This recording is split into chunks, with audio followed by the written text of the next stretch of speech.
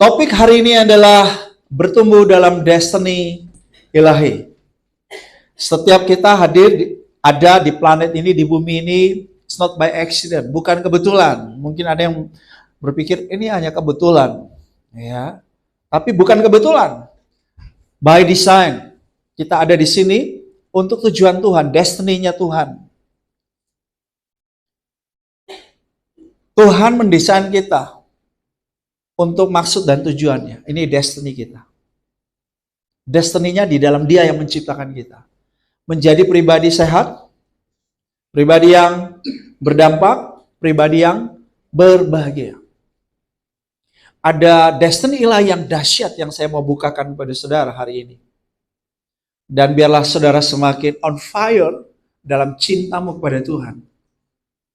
Tinggalkan zona kekristenan yang biasa saja. Kita mau jadi orang-orang yang extraordinary. Orang-orang luar biasa dalam iman.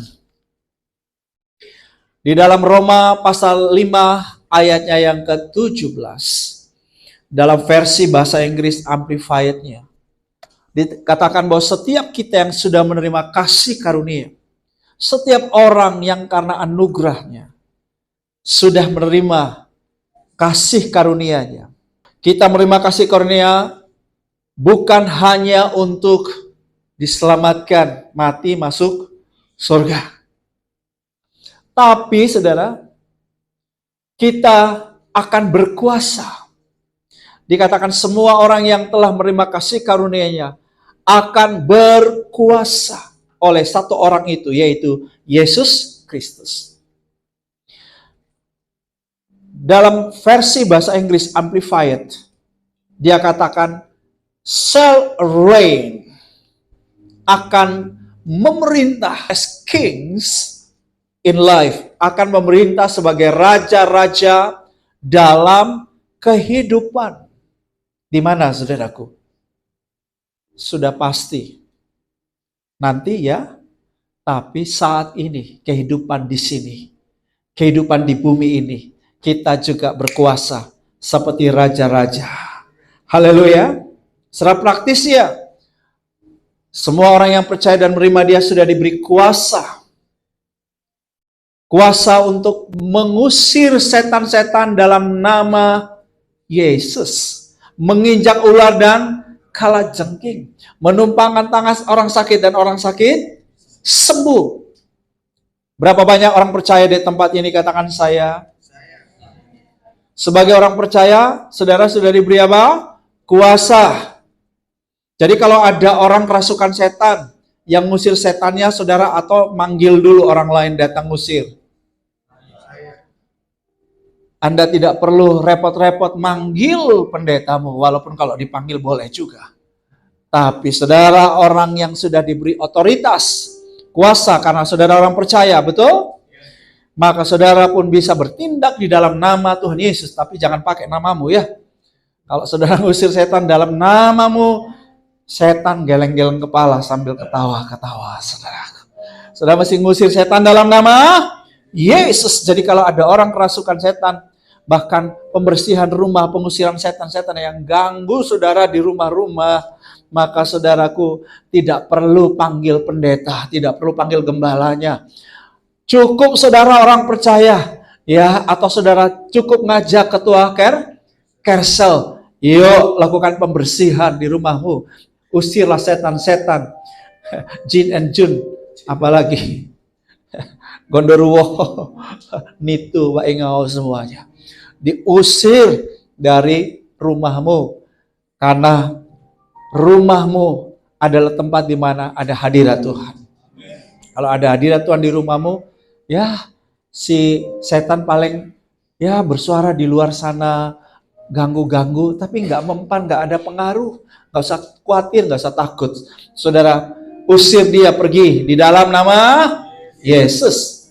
Ya, saudara doakan orang sakit. Saudara hentikan pekerjaan setan. Nah itu praktek berkuasa. Betul nggak?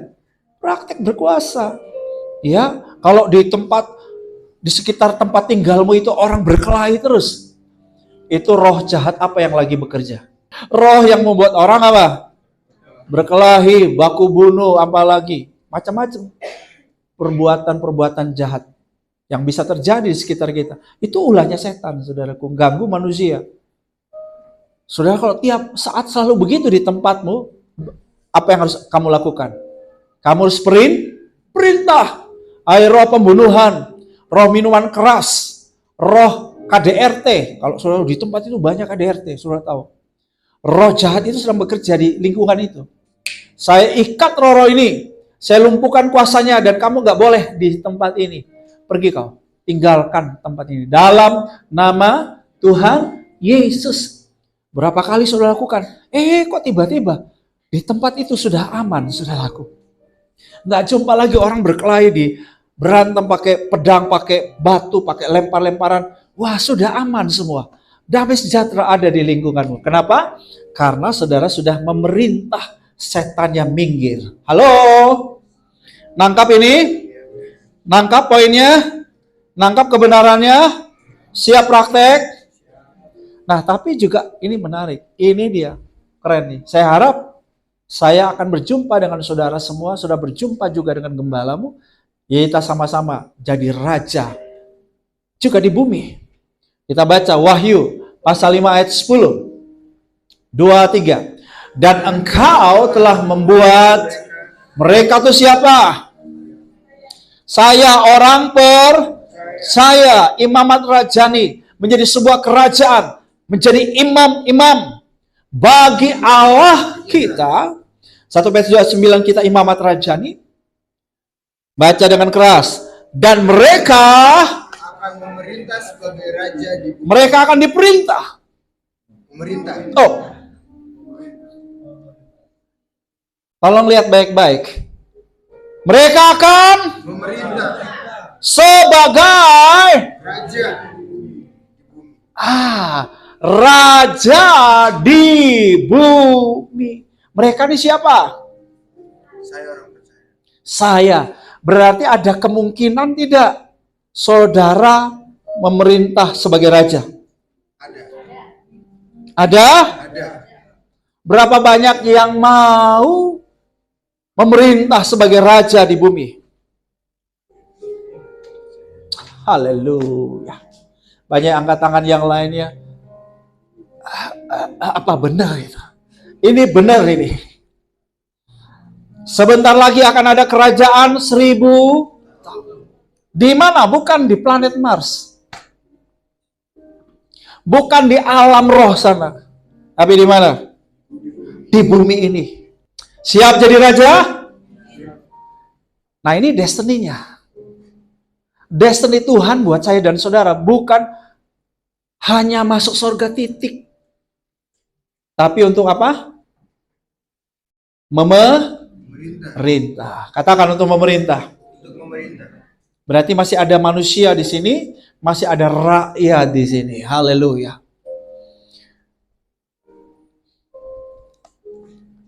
Setiap orang yang percaya menerima Yesus sebagai juru selamat pribadinya, Yohanes 1 ayat 12 berkata, dia telah diberi kuasa menjadi anak-anak Allah. Puji Tuhan. Siapa kita ya? Manusia berdosa yang mestinya binasa, tapi karena kasih karunia diberi kuasa menjadi anak-anak Allah. Kita baca bersama Efesus 1 ayatnya yang ke-5. 2-3. Dalam kasih ia telah menentukan kita dari semula oleh Yesus Kristus untuk menjadi